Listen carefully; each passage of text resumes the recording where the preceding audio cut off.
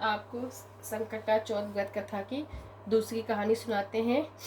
इस व्रत की पौराणिक गणेश कथा के अनुसार एक बार देवता कई विपदाओं से घिरे थे।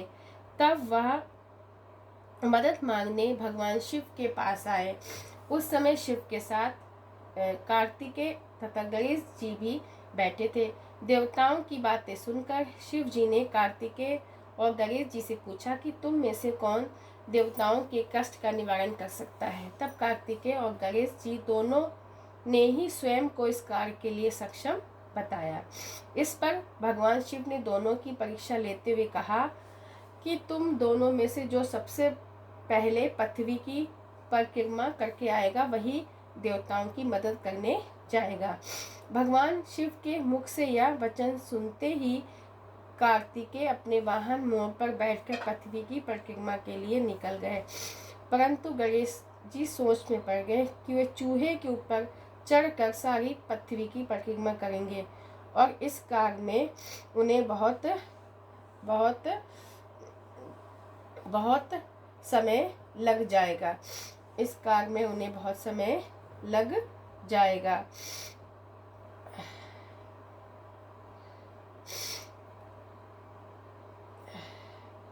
अब आपको सुनाते हैं दूसरी कथा। कई कथा है, जो 3-4 कथा है वो मैं आपको सुनाते हैं। ये 2 कथा थी जो मैंने आपको गणेश जी की कथा है सुना दी। और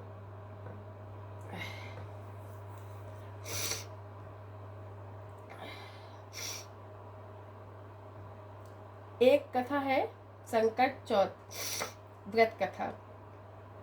किसी नगर में कुम्हार रहता था। एक बार उसने बर्तन बनाकर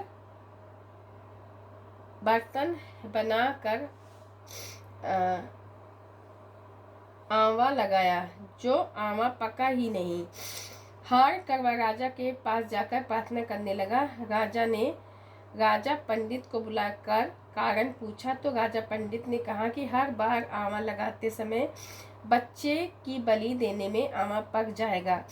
राजा का आदेश हो गया। बलि आरंभ हुई। जिस परिवार की बारी होती है वह अपने बच्चों में से एक बच्चा बलि के लिए भेज देता है।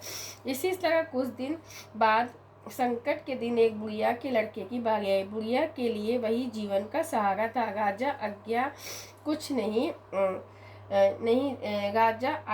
नहीं देखती। दुखी बुढ़िया सोच रही थी कि मेरा तो एक ही बेटा है और वह भी संकट के दिन मुझसे जुदा हो जाएगा। बुढ़िया ने लड़के को संकट की सुपारी और दूबा का बीड़ा देकर कहा, भगवान का नाम लेकर आमा में बैठ जाना, संकटा माता रक्षा करेंगी। बालक जी आमा में बैठ गया और बुढ़िया संकटा माता के सामने बैठकर पूजा करने लगी। पहले तो आमा पकने में कई दिन लग जाते थे। इस बार संकटा माता की कृपा से रात में आमा पक गया। सवेरे कुम्हार ने देखा तो हैरान रह गया। आमा पक गया। बुढ़िया का बेटा तथा अन्य बालक भी जीवित एवं सुरक्षित थे।